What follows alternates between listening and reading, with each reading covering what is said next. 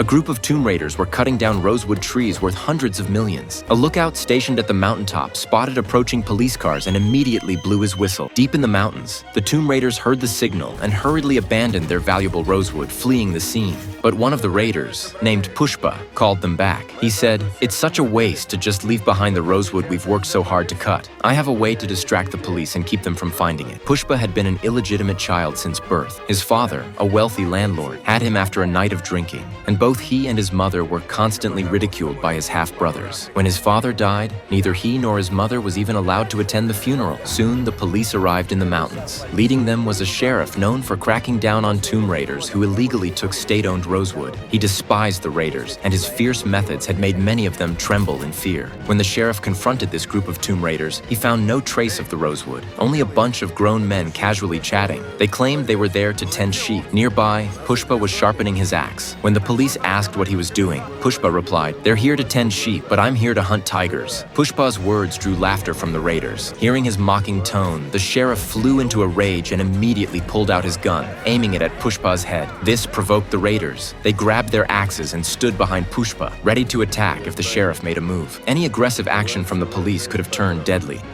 А вокруг меня 60 топоров. Нас побольше будет.